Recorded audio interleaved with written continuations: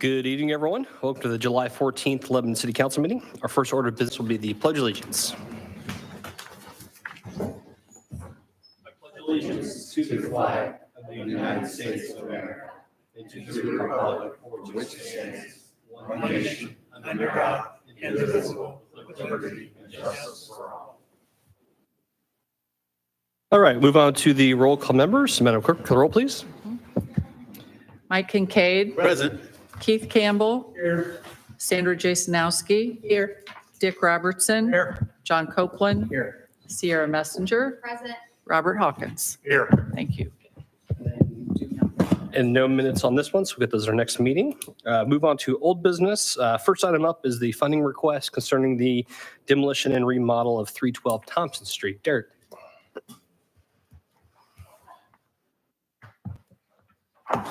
Good evening, Council. I'm here to further the discussion about 312 Thompson Street. So as you remember, last meeting I was here and we were able to get demolition money for that property, and demolition starts tomorrow down there. So if you're curious on what that looks like, take a spin down there and check it out. So that will start tomorrow. And just would like to have some further conversation about funding the rest of the project for the Parks Department. Obviously, this is a storage building that they can add to their inventory of places where they store equipment. Really not a great place down at Abner Longley right now. So when we took ownership of this building, it became perfect. So fixing up the building is the next conversation, as I've talked about before. And for me, it's more than taking a building and making it nice. I think it's also a statement for the neighborhood, to be quite frank with you. I think it's setting the example of hopefully some turnover, some pride taken in structures, and this has been one of the worst structures of the bunch. So now's a great opportunity to make that statement as a community. So I've had some conversation with Dick last week, and I know they've talked to the clerk treasurer's office, and not a real clear answer on funding mechanisms, but there is some low-hanging fruit, I think, to consider. And to reduce the budget a little bit before I get into the budget side of things, I think one of the ideas that was kicked around last meeting was the idea of a fence.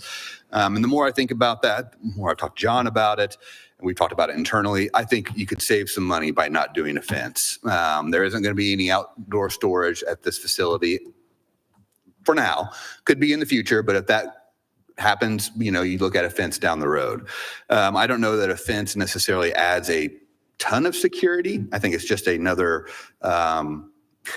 feature for somebody who wants to break into that building to break through. So, I think the building itself, buttoned up, is secure enough, in my opinion.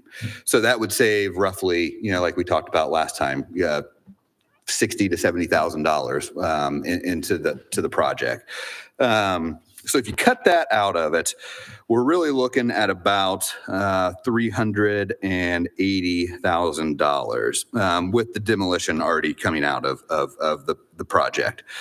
I think Kevin can speak to some of the low-hanging budget ideas that we've talked about, but one of them was the Grant Street Phase 2 project. Came in $800,000 under budget. So that money has been appropriated for that project that isn't going to be used. So a reappropriation of that money over to this project could make some sense.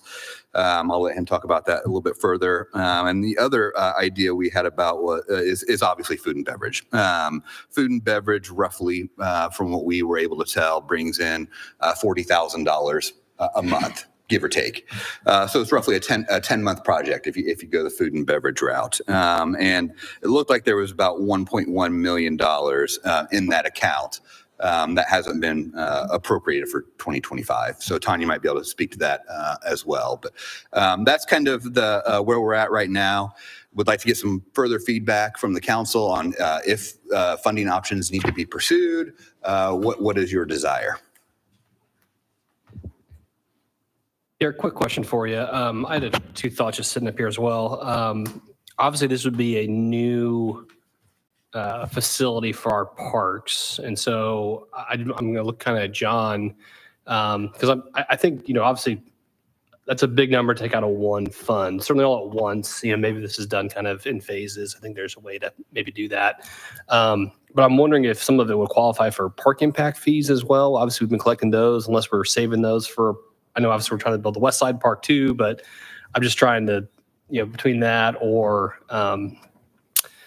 just some other options. I just was thinking that could be another potential funding source as well too. But I know I know we tapped it for the trail and to buy some of the land for the Midland, but we've also been collecting that over a few years too. So, but that was another idea I had. Sorry, John. To my understanding, we can't use it on existing parks, grounds, or anything like that. There again, I'm happy to look into it, but there is plenty of money to take care of that. I think there's $800-some thousand there, if I'm not mistaken.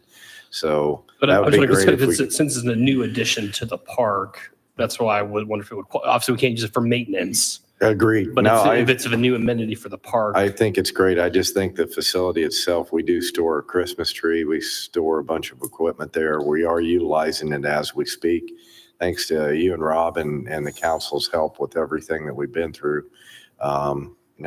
It's really needed because we have run out of room at our memorial park. So whatever we can do, I think a new facility costs millions.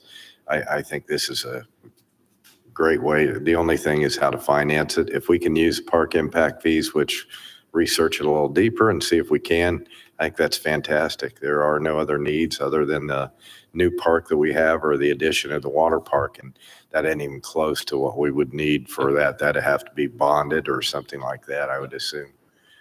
So yeah, I think great idea if we could. Yeah, I think we looked at that. I think Ben looked at that actually. And I thought there was some nuances in there that didn't allow us to do that. But we can certainly revisit that and get a definitive answer. As John said, a building, this is 9,000 square feet of building. On the very, very low end, a new building at $100 a square foot is on the very low end. So you're talking about to recreate this building, it's $1 million plus investment to build it from scratch. So, to be able to fix it up for the 385 ish, it's a great return on the money for the facility. Additional thoughts, comments from council? I think Kevin had Oh an yeah, idea. Kevin, yeah. Thank you. I'll be brief here, but one of the scenarios, and I mentioned this in my Board of Works report, and I've talked to a couple of the council members here. If I can share my screen, this is where we're at on Grant Street Phase 2 funding. So we had a good week on Grant Street Phase 2. So keep in mind what's not on the screen there is that our engineer's estimate that we had based all of our prior funding appropriations on was $4.8 million. And bids were open last week by NDOT, and Midwest Paving was the apparent unofficial low bidder at just under $4 million, right at $4 million. So to just kind of put the funding strategy on paper here, so that's a project budget of $4 million. Adding in 10% contingency, $400,000. The inspection contract that we're already under contract with is $383,400. So that puts, sorry, I'm missing a comma there, but about $4.8 million is the total project cost. We already have, this is the current balance in the funding appropriation through CCD that has been set aside, about $1.6 million. We've got $2.8 million coming in from NDOT, from their construction funding grants. And then NDOT has also given us a grant for CE, or what we would call construction inspection, for $135,000. And then Lebanon Utilities has also committed to funding the water and sewer portions of the project. The water and sewer portions of the project were actually originally estimated a lot higher. I'm kind of trying to scale that down, but I won't have an official number till we can see the itemized proposal come back from the contractor. But just a simple scale factor, keeping in some fluff, I am anticipating $1.2 million from Lebanon Utilities. So if you add the top there, the total project cost of 4.8, and you subtract off all those funding opportunities that we have before us, it leaves us with a balance of $916,000. So one way we could do this without any net increase in additional appropriations would be to reappropriate $385,000 from this CCD line to a new CCD line set up for the improvements of the Thompson Street garage. And then yes, it would technically be an additional appropriation, but again, there would be no net increase in additional appropriations, no net increase in funding pulled out of food and beverage, rainy day, park impacts, general fund. This would just be reallocating, shuffling, if you will, of the existing funding that you've already put in place. So something to think about. It's for your decision. I think tonight is really about just presenting some options for you. Hopefully we can get some direction so that we could work with Tanya and her staff to put together an additional appropriation that would come back after the required notice periods. Probably the first meeting in August, I'm guessing, would be the earliest we'd be able to have it before you. Because there's a 10-day notice period for additionals. Because we're funding out to CCD, correct? Correct. So just one option that came up, and that wasn't even on the table until we saw the bid numbers come in last week. And don't we also have we did some short-term bonds too that probably have some balances in them. We wanted to, are eligible for park improvements as well. It was lighting. I would and have park to look into improvements. that to see what kind of balances we might have on some of the park improvement projects. Okay. You're right, there are, but off the top of my head, I wouldn't know what those balances are. I don't know if John knows.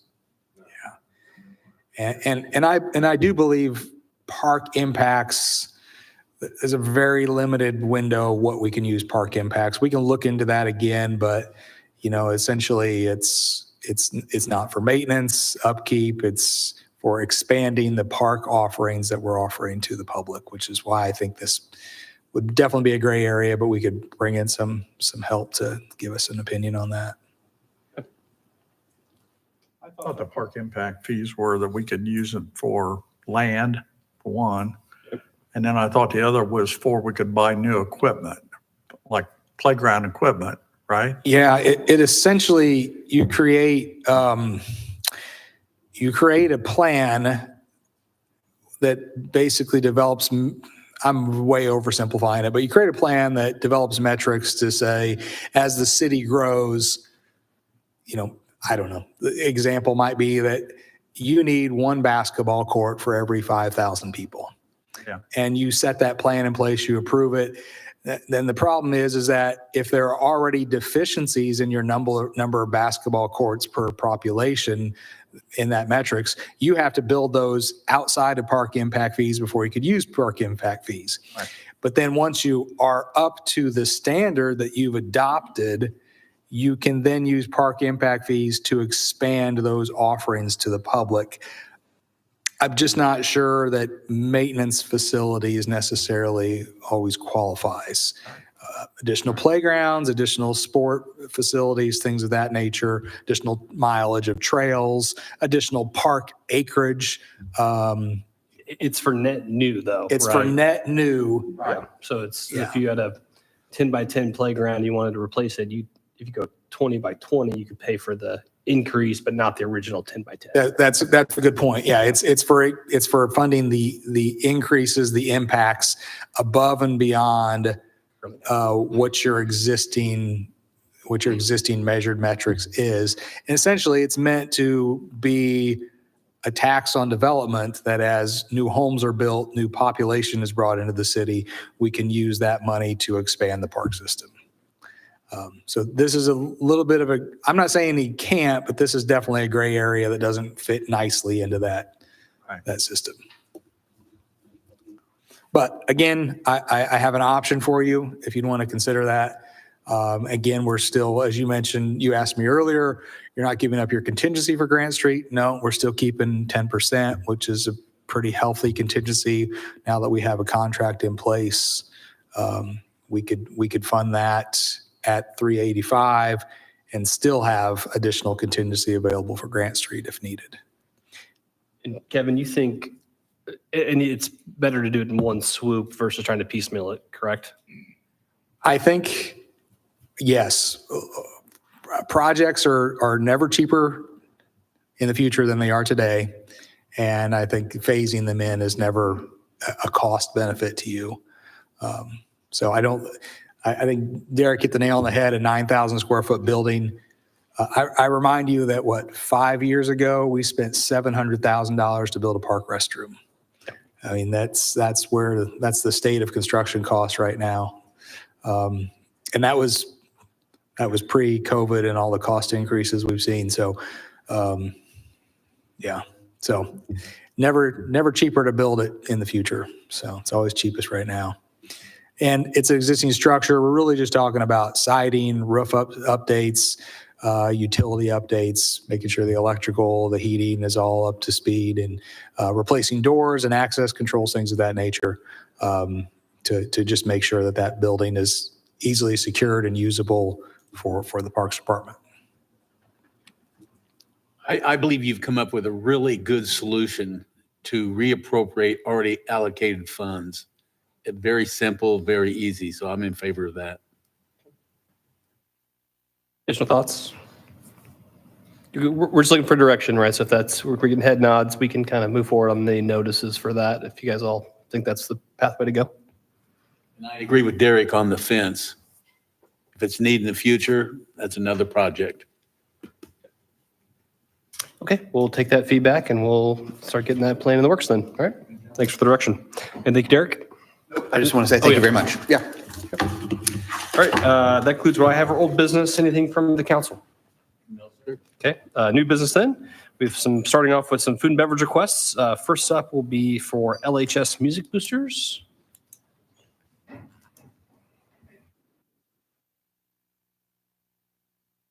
Hi, thanks for having us here. My name is Anna Donley, and I am the treasurer for the Lebanon High School Music Boosters program. And we met with the Food and Beverage Committee to ask for some funding to help with some of the things that we do.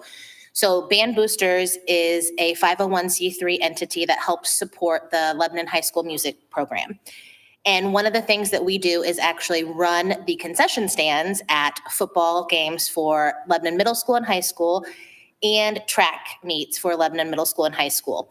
So what we were requesting funding for was to do some upgrades in that concession stand area, including purchasing new square terminals so we can more easily take credit card payments and be more efficient in that process. Some new cash boxes because our previous ones need to be upgraded and tossed. And then just some general upkeep in terms of purchasing containers and things like that to store things. And so, as I mentioned to the committee, last year we brought in $32,000 in credit card payments. And so what we want to do is purchase 3 of the square terminals, which are $300 a piece, to kind of just help things run more smoothly and more efficiently for our students, for our student athletes, for our parents, and for visitors. We want to make sure that when they're coming to the concession stand, they recognize that Lebanon is a welcoming and quick, efficient place at games. We currently have 100 kids in our band program and roughly 65 in our marching band program that we help support. And, like I said, we work concessions to help football and track and all that sort of stuff. So that's what we met with the committee to present about, and we hope that you will welcome that. Yes, we did meet with them and with Anna, and she pretty much says everything that I took notes on. The marching band fees did get raised from $450 to $600 is one of the things, but the square terminals are almost a must for the amount of money they take in for them to use those and to be efficient and not holding up the other sales and losing sales. The cash boxes, they have to have those. The other ones that they had were broken and just dilapidated. Then the general upkeep totes for storing things, these totes that they need to keep everything organized for them inside where they store it all. They don't have that opportunity and they need that opportunity. So we on the committee have agreed that and I'll make a motion for 1,500 from the Food and Beverage Committee for the Lebanon High School Band, the Music Boosters Fund. We have a motion. Is there a second? Second. Second from John. For discussion. All in favor, say aye. Aye. Those opposed? That is approved. Thank you, Thank you. guys. All right, next up will be the Boone County Cancer Society. Joy Kaler.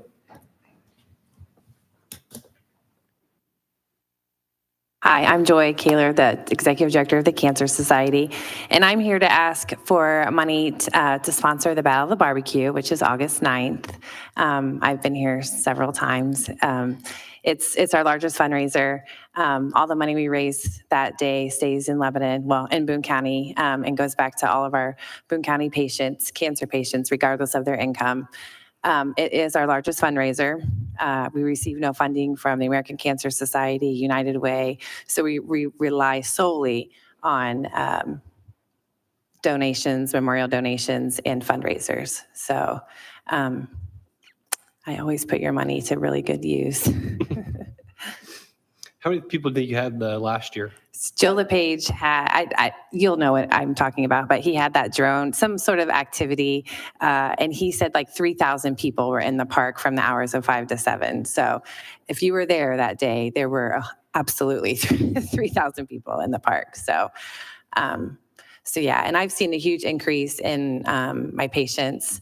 I think it's just awareness. People know we exist, but my medical bills are up twice what they were last year at this time. So it stinks. The whole thing stinks. But anyway. How much did you raise last year? $102,000. Free and clear. So after everything was paid. Yeah, but they have a lot of expenses that go out of that. Yes. They have bags that they hand out, and they also, they give each person from the hospital $1,500 on a credit card that they can use for gas card, prescriptions, bills, wigs, everything. This is anybody that has cancer and comes from that hospital over there, or even if they're not in the hospital, but they are referred by the hospital, they give them this. There's so much they do for them. The other thing is she also had a partner with her. That's another division they have, and that is on the 5K run that's coming up this August. And she was there, and they hand out bags, and those bags cost $1,300. There's 20 bags, and each bag is filled. Well, that's a total, but it's filled with $65 worth of things for these people that have cancer. So, and it's stuff that they don't have to go buy, a blanket. It's all kinds of stuff to keep. So yeah, we all agreed this is such a worthy cause that they do. And we wanted to go ahead and give $2,000 to this group since they have so much they're doing for the community. And the second department there does a lot. We've got so much from notes on what they do too, as well as what Joy oversees. So we have agreed that we would like to give them $2,000, and I'll make a motion for $2,000 from the Food and Beverage Committee to go to the Boone County Cancer Society. So there's a motion. Second that. A second from Rob for discussion. All in favor, say aye. Aye. Those opposed? That is approved. Do you want to do one last plug, Joy, for your events and all that stuff coming up? I mean, come on out August 9th. You could start your day with a good run, family-friendly run, and then come eat all the pork your little heart desires for $15. I mean, it's great. And we're raffling off a golf cart. So get your tickets. They're $50. We're only selling 600. So thank you. Thank you guys so very much. Joy. Have a great night. All right. Next item will be Resolution 2025-19. This is appropriating funds for personnel services. Chief Batts.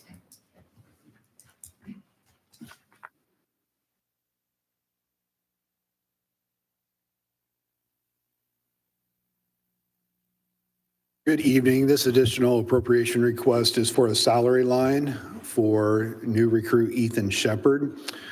Brett Klingler is retiring, and he was retiring in November, and this would allow Ethan Shepard to be hired concurrently with Brett's retirement. The Northside Academy started today. The next offering of the Fire Academy is not till February. So that would put us in a staffing deficit coming up towards the end of the year. So again, this request, this additional would be for salary for Ethan Shepard to run him concurrently with Brett Klingler. This is just a bit of a nuance when we have obviously someone retiring and then they've earned a lot of vacation days, things like that. And then of course, with the timing of the academy, kind of helping them go concurrently helps just the transition process, if everybody understands that. So Tanya, would you mind reading the resolution for me, please? Yeah, Resolution 2025-19, it's the duty and responsibility of the council to maintain fiscal integrity of the finances of the city. It's now necessary to appropriate additional funds, and all additional appropriations require a public hearing, which is this, which this council has served proper notice. Therefore, be it resolved and adopted by the City Council, Resolution 2519 is to appropriate funds for personal services from the General Fund Fire Department in the amount of $43,512. Thank you, Tanya. Further discussion, comments from council? Okay. At this time, then, I'll open the public hearing on Resolution 2025-19. Any public comment, please come forward, state your name and address for the record, please. All right, seeing no sudden movements, I will close the public hearing on Resolution 2025-19. Any further comments or motions from council? Make a motion, we approve Resolution 2020. Second. Motion to approve and a second from Sandra. All in favor, say aye. Aye. Those opposed? That is adopted. Thank you, council. All right, next up will be Resolution 2025-20. This is Station 11 and 12 lines, and this is for services and charges. Chief Batts. This additional appropriation is for the station operating and maintenance lines. It is to refresh both lines so we can get through operationally the rest of the year for Station 11 and Station 12. I will say, if you guys all remember back to our budget cycles, as we were trying to make sure that we balanced the budget, we did kind of keep these lines pretty tight last year just to make sure there wasn't any fluff in them. So this is kind of an expected. I know we kind of had a little bit of unlucky with some things, the generators and things like that.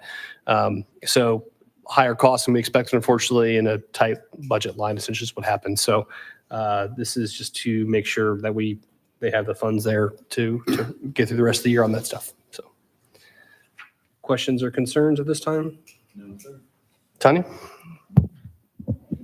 Resolution 2025-20, whereas the responsibility of the council to maintain fiscal integrity of the finances of the city becomes necessary to appropriate additional funds than were originally appropriated in the annual budget.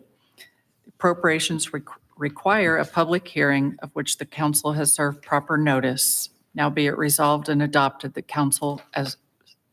the council of the city as follows. Resolution 2025-20 is to appropriate funds for services and charges. And this will come from Fund 4402 CCD. Thank you, Tanya. At this time, then, I'll open the public hearing on Resolution 2025-20. If you need public comment, please come forward, state your name and address for the record, please. Seeing none, I will close the public hearing on Resolution 2025-20. Any further discussion, comments from council? No, sir. Is there a motion? I'll make a motion to approve Resolution 2025-20. We have a motion to approve. Is there a second? Second. Second from Sierra. All in favor, say aye. Aye. Those opposed? That is approved. Thank you, Chief. Thank you. All right, next up will be item E. This is discussion concerning amending ordinance 2018-09. Always a fun topic, golf carts. And Councilwoman Jasnowski, this is your topic, so I'll turn the floor over to you. Yeah, I brought this up before.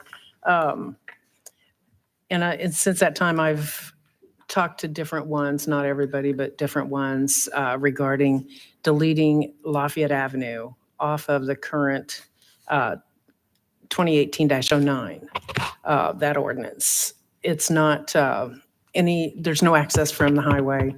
It's a regular road now. It's not being accessed like that. There's a lot of people with golf carts that drive on it right now. And it's a major thoroughfare right there in that northwest corridor there. So you can't get anywhere. And that's my whole thing is, but you know, to get over to the school to go to in the parade, I had to go out because I live in that area, and Witt Road is probably a quarter of a mile from my house. So is Camp Street. I could go over to Camp Street, except I have to go Lafayette Avenue, and that's a quarter of a mile. And I could go straight down Camp and hit the park and go right over there. No, I have to go, and not just me. I'm not just trying to sound like it's just me. It's everybody. But, you know, I had to go all the way out Witt, all the way across 39 to Elm Swamp and back over that route when it's just that little section of the road needed to be able to access different things. And then all the way down to go to town, I have to go through my neighborhood and down to Danielle, back up Riley, down Sam Ralston, over to East and up, or Main, where I have to cross and go to East, depending on which way I want to go. And it's just everybody, you know, and there's so many people that are just going ahead and driving it. And I did that once and I was scared to death the whole time. So I don't want to be doing that. I wanted to get that Lafayette Avenue deleted off there since it's not a major thoroughfare off of the interstate anymore. And that's my main goal. Now, there's others that have been added to this, and that's as far as being able to access the 4-H grounds and access the park itself off of 39, because you can't, you know, and I understand that we can't go on 39. There's no reason to, but the sidewalk there on the east side from, and this was brought to my attention, but from 250 there all the way down to the north side of the park, that sidewalk, if they could, and there's none on the other side, so if the golf carts could ride on that only to get to the park, then not have to go all over the place for those people in that area. It's just something to think about and discuss. As far as south, where the 4-H grounds are, from 32 south there, to be able to access those sidewalks to get down to the 4-H grounds would be huge for people in that area. And even myself, I'll drive all over the country to get over to that area, but I can't get to the 4-H grounds. So if we could make some sessions or get signage or something, or, you know, paint an orange stripe on them or what have you. These are the only ones that are allowed, but and we'd have to make it, you know, print it in the paper, make it very well known for people for these. And I'm not saying we have to do that tonight, but I would like to, you know, discuss it and get everybody's feelings on it. But the Lafayette Avenue, I would like to make a motion tonight for that to be deleted off. Well, we'll need a full-on ordinance to amend an ordinance, so we can't just make a motion on that one, but. I think, yeah, I don't know. The one I've got here from Rob, but I don't know if I can use that one tonight or not, just this for discussion.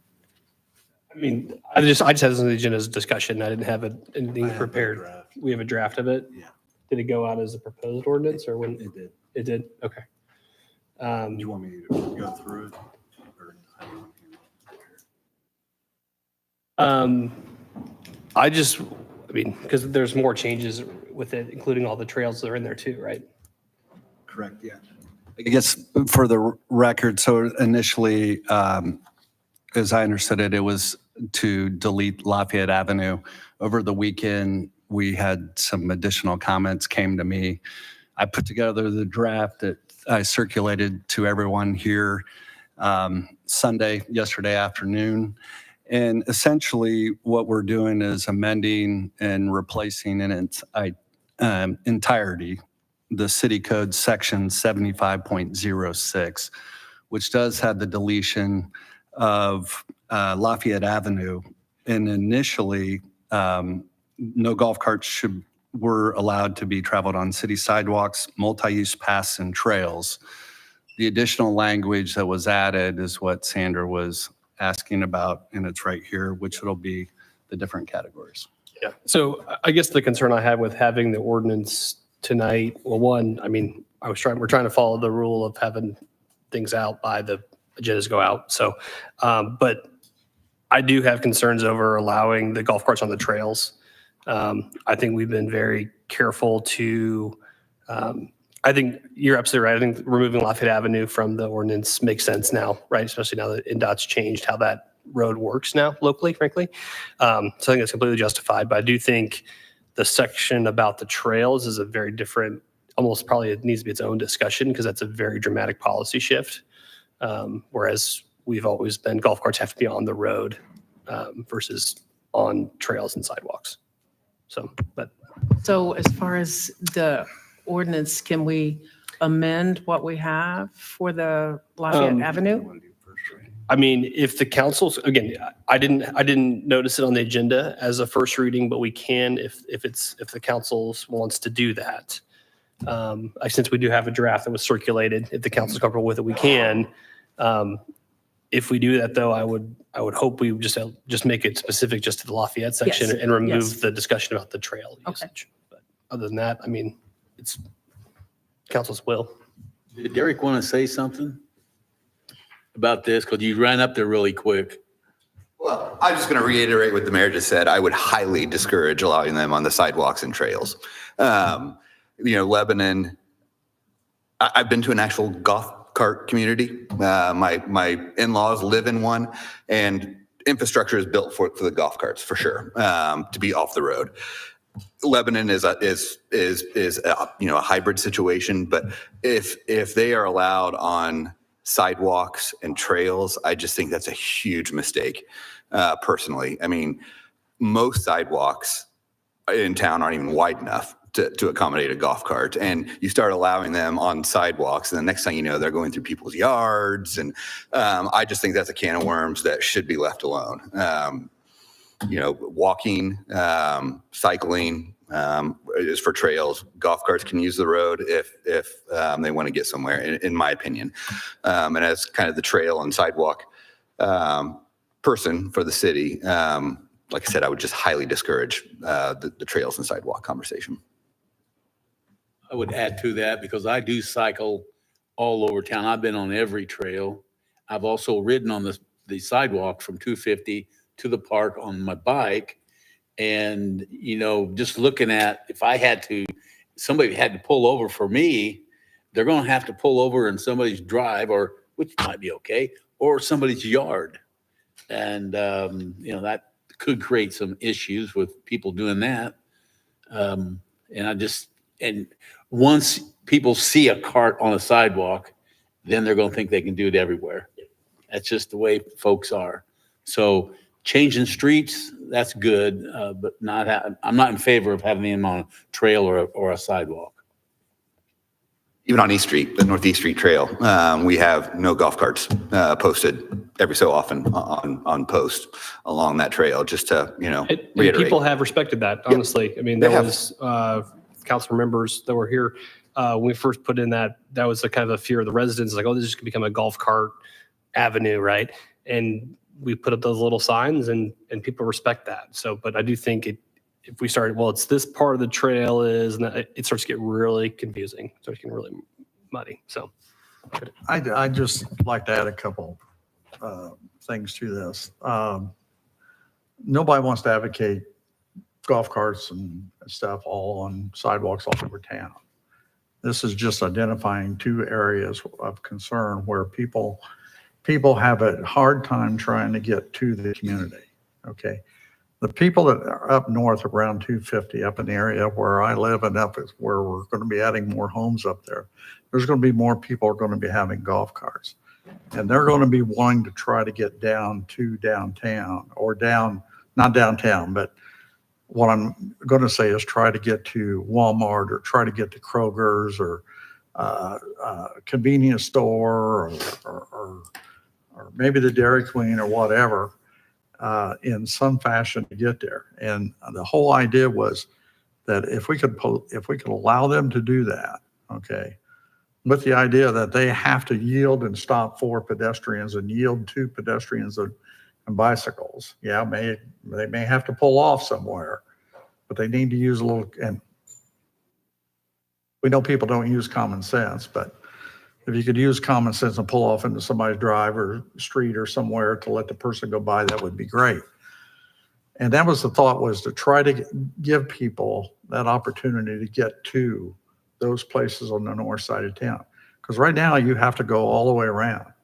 You have to go, if you're on the west side, you got to go over the avenue, you got to go down to Camp Street, and then you got to sneak back through the neighborhoods to get back to Kroger's or to Walmart. You can't even really get to Walmart, or you cut through the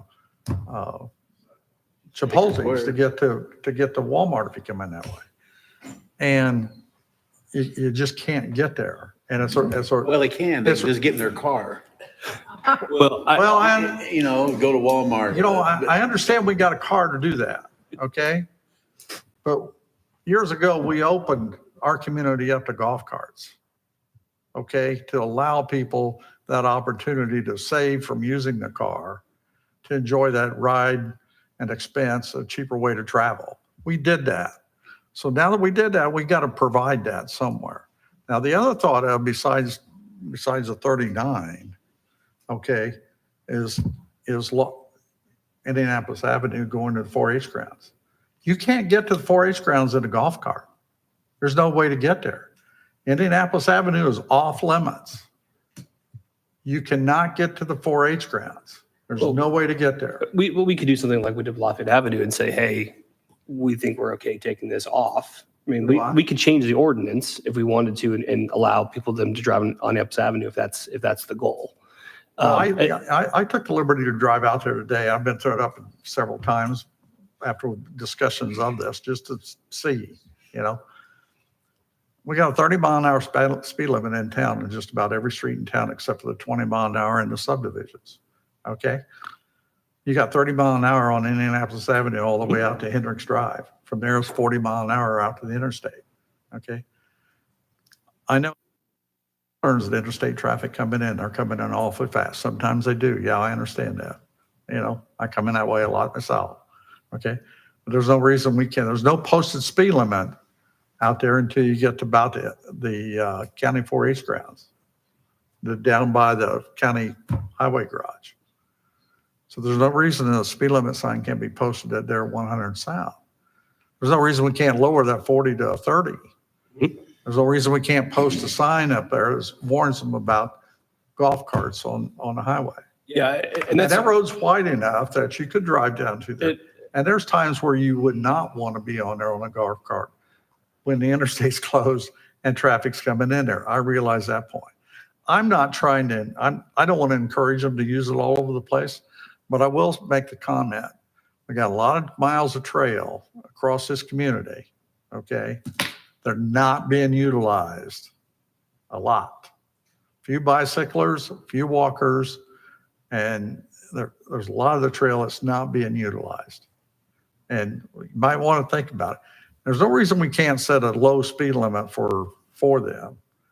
And with our court, if it could ever get in the system, okay, we could have violations on there for them that the police department can at least tell the motorists that, hey, this is a violation for you driving this way. I realize there's people that they break the rules now. I realize that, and there'll be people who break the rules again, but I think it's something that we need to really consider, guys, because we're not letting people get to where they would like to go legally. They're getting there. They'll get there. I've seen them go down 39 in a golf cart before. So 2 quick points. If we want them to be able to get to the fairgrounds, which I think is a justifiable impulse, right? We want them to be able to get there.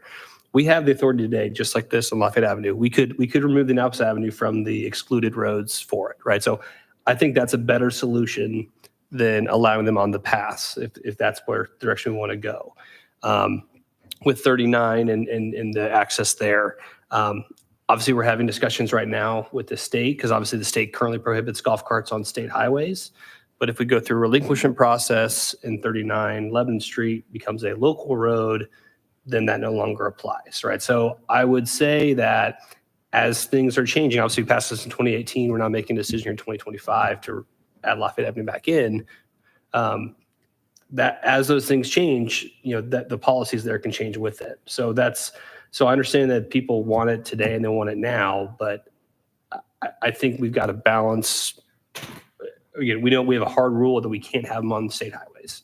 So, and they can get there today. It's not convenient for sure. But obviously as the local, the status of 39, if that changes to a local road, then we can have that discussion as well at that point. Yes. Are you in reference?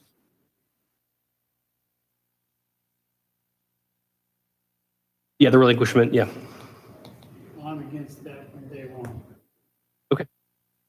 The thing too with the golf carts and everybody I've talked to outside of here, just trying to get a feel for it, everybody's for it, but not everybody. Some people are like, well, no, I get stuck behind a golf cart, blah, blah, blah, going 20. I'm like, how fast do you plan to go? It's only 30. If we're slowing you down about 10 miles an hour, we might be saving a life because they're all going 40, 35 and 40 in that 30. So I look at it like we'll be helping. Slowing it because the traffic is crazy everywhere anyway, And if I get behind one, I don't mind it. I'm like, okay, I need to slow down anyway, Any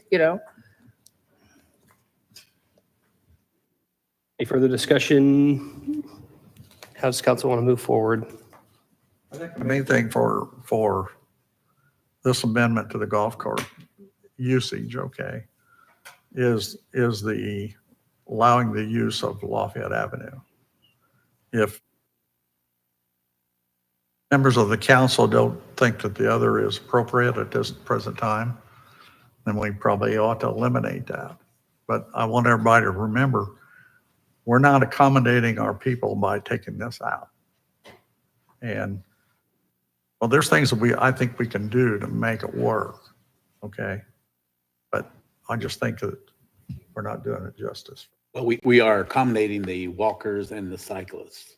What? We are accommodating the walkers, the people who walk, and the cyclists. So we're not, you can't say we're not accommodating the people. I mean, there's some people that may not like it, but there are a lot of people that do like not having a golf cart on the sidewalk.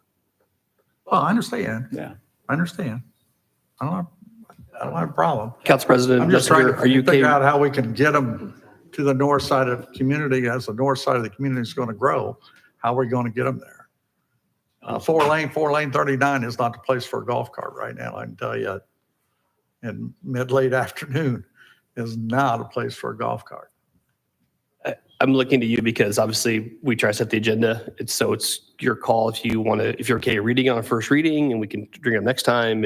Or we can kind of resubmit a new version without the. I think it would be a good idea if it was, in my opinion, to table this. We can revise the current draft that we have to only include Lafayette Avenue for now. And then I think this is a very large discussion that the council needs to have. So hopefully at some point we can have the time to sit down and just talk through things a little bit more so in you saying depth. we can revise it because he's got a draft. That we Right. could- And just for Lafayette. right. I mean, in my opinion, I think we should just table it to next week where we can have the corrected ordinance for it to be read public. And then it could be on first reading potentially next meeting. I mean, if that's okay with the rest of the council, that's just seeking further direction here. Is there a desire to include adding in or removing Atlas Avenue restrictions as well? If we bring up the fairgrounds, do we want to remove both of those? Or is that still kind of not sure? No, it wouldn't be changing the speed limit, just because right now we lay out the streets where they're prohibited. And so it'd be removing Lafayette. And then would you also want us to remove Indianapolis Avenue as well? Already, it's 40 mile an hour. Well, but that's if the people wanted to get to the fairgrounds. That was the discussion. So we'll do whatever you guys want to do. in my opinion, I mean, not the entire council, but in my opinion, I think we should just move forward with the Lafayette Avenue portion for now until we can have either a working session or another meeting where we are dedicating time and everybody can kind of put their thoughts together and really think about what golf carts on trails looks like, what golf carts on going out to the fairground would look like. I think it's a lot bigger of a discussion. So I think we should all take time and think about that. That's fine. Are there any studies as far as those trails and how much activity there is? Is there any studies we've had done? Derek? Studies in terms of what? How, the count, the people count on those? We do have trail counters on like the Big Four Trail, but outside of that, there are none. Can we get access to those numbers? For the Big Four Trail? Yeah. Yeah. Okay. Certainly. Okay, thank you. But that's That's up by the trailhead though, right? Yeah, you're talking about going towards Thorntown, so I'm not sure those numbers are relevant to this conversation. No, Yeah, we count them going out. Yeah. okay. And one thing to add on Indianapolis Avenue, you got to keep in mind that half of it is State Road 32 on the way out to the fairgrounds. Per portion, yeah. Well, this was from, We could say it's south of This is South Noble Princess Street, or Noble. Yeah. Yeah. this was from the east end of State Road 32, where it went east out to the avenue. Was the way it's written. Okay. All right, we'll get that revised and have that on first reading in our next meeting then. Okay, next item up here will be Resolution 2025-21. This is concerning our right-of-way dedication concerning Bridge 316 and Bridge 317. Kevin. Thank you. Before I jump into that, I guess I'd be remiss if I didn't mention that we have a public open house next Tuesday night, the 22nd, at the high school from 6 to 8. We're going to be asking the public for input about the State Road 39 corridor and the potential relinquishment there. One of the things I think is open for conversation is, do we want to think about creating truly dedicated golf cart facilities in that corridor someday? So I think it's a valid conversation to be had at that time as well. So just to throw that out there. So we invite you all to participate in that. So before you now, and I do want to thank everyone for allowing me to add this to the agenda.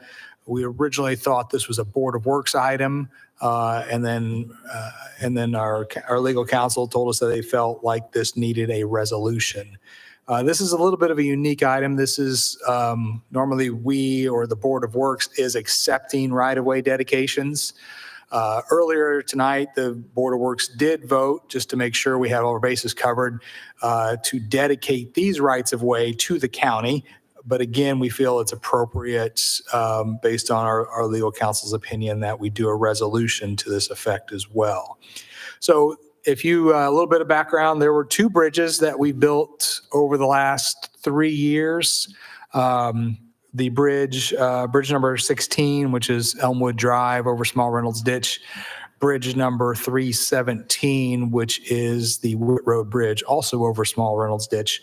Both of those were built per an agreement, per a memorandum of understanding between the city and the county that said once the city built those bridges, expanding on existing small structures, that the county would accept those bridges and maintain those bridges and adopt them into their bridge inventory system.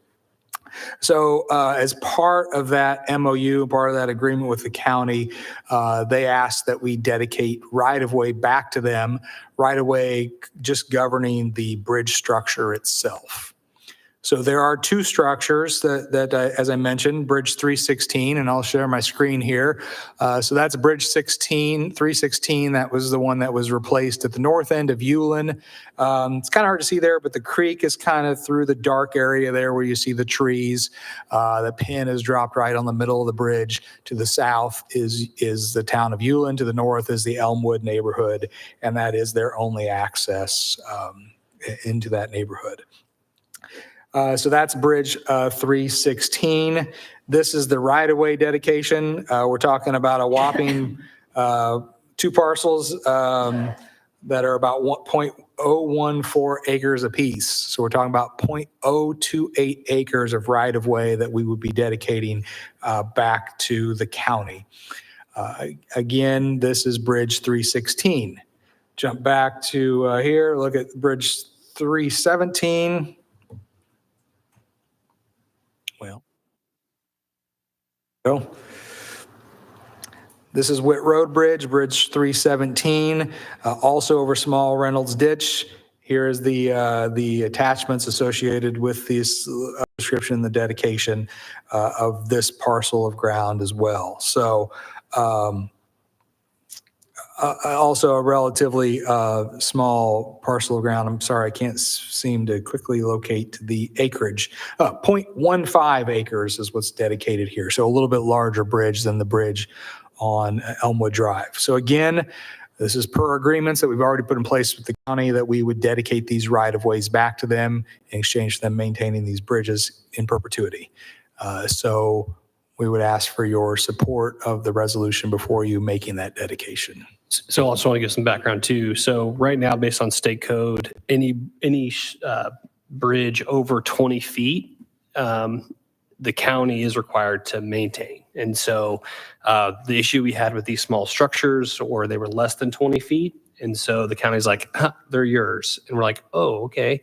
And so that's why we rebuilt them as more than 20-foot long bridges. So it really is the county's responsibility to maintain the bridges. They have a bridge development or bridge repair fee they charge as part of it. I do. So, cumulative bridge fund that the county. Yeah, they have a bridge fund, so they get state funding for those things. So it really, bridges belong to the county. So this is, so us handing them this has always been part of the plan. And frankly, that was part, we don't want the bridges to maintain them. That's what the county does. So that's part of the All context here. bridges in the city are the county's if they span over 20 feet. So East Street Bridge, Meridian Street Bridge, there's a Park Street Bridge, there's William Street Bridge, there's Grant Street Bridge, there's Chicago Street, East Washington Street, Busby. Yeah, there's a number. We have actually a fair amount of bridges in the city, and they're all maintained by the county. So this is just really a sort of a dot in the I, cross the T, where we're actually giving this right of way back to the county that covers their bridge structure. Any questions or concerns if I read the resolution? Okay, Rob? Thank you, Mayor, Council. Resolution 2025-21, again, is transferring certain real property to the Boone County Board of Commissioners. In connection with the development, in particular right-of-ways, again, as Kevin indicated, Bridge 316 is known as the Elmwood Road Bridge, and Bridge 317 is the Witt Road Bridge. These are defined as the public right-of-ways. In connection with the development of the public right-of-ways, this council desires to convey those certain portions of the public right-of-ways described and depicted in Exhibit A. That's defined as the property to the Boone County Board of Commissioners. This council is determined upon the county's adoption of a resolution substantially identical to this resolution. It's in the best interest of the city to transfer the property to the county and authorize the mayor of the city to execute such documentation as is necessary to transfer the property. Therefore, be it resolved, the council finds that the county's adoption of a resolution in substantially identical to this resolution 2025-21, the city agrees to transfer the property to the county for nominal consideration to facilitate the development of the public right-of-ways. Upon adoption of this resolution and acceptance of the conveyance of the property by the county, the mayor and the clerk treasurer are authorized to execute and deliver any contract agreement, instrument, or other document, including the forms of the quitclaim deed attached as Exhibit B, and to take any action that is necessary and appropriate on the advice of council to accomplish the city's transfer of the property. This resolution shall be in full force and effect from and after its adoption. Okay. Thank you, Rob. Any further discussion, comments from council? Any public comment? Okay. With this, then I would entertain a motion concerning resolution 2025-21.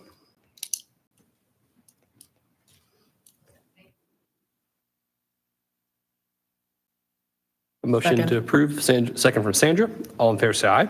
Aye. Those opposed? All right, that's approved. Thank you, council. All right, that's all I have for new business on, oh, sorry, Tanya's got, oh, you need the microphone. There you go. I have to make a correction. On Resolution 25-20 from the Fire Department, we mistakenly have put Fund 4402, which is CCD, which it should not be.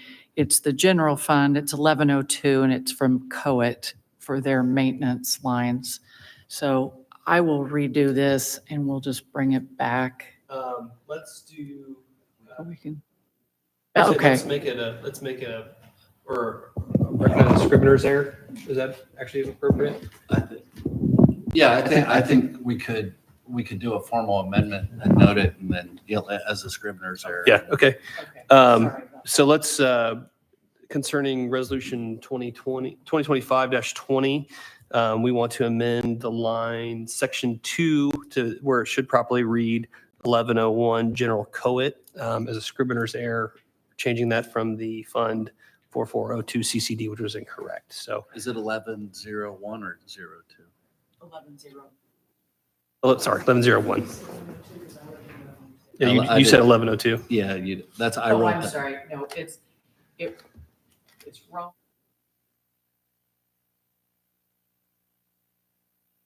1101. General fund. Okay. So is there a motion to amend resolution 2025-20?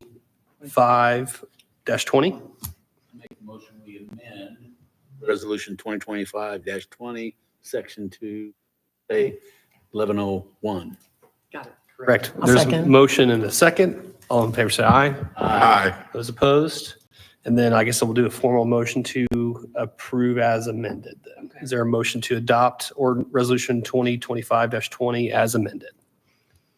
Make a motion, we adopt Resolution 2025-20 As amended. as amended. I'll second. Motion and a second from Sandra. All in favor, say aye. Aye. Those opposed? That is approved. Robert's Rules of Orders, guys, you know, it's always fun. So, You're welcome. okay. It's like this. Any other new business? No. We good? Any other business from council? No, sir. Okay, move on to claims. Entertain a motion concerning the claims. Motion to pay the claims. Is there a second? Second. Second from Rob. All in favor, say aye. Aye. Those opposed? All right, claims are approved. Any further announcements or discussion? Would entertain a motion to adjourn. Make a motion, we adjourn. Heard from Dick first. Is there a second? I'll second. Second from Sandra. All in favor, say aye. Aye. Those opposed? All right, our next city council meeting will be July 28th at 7:15 PM. We are adjourned.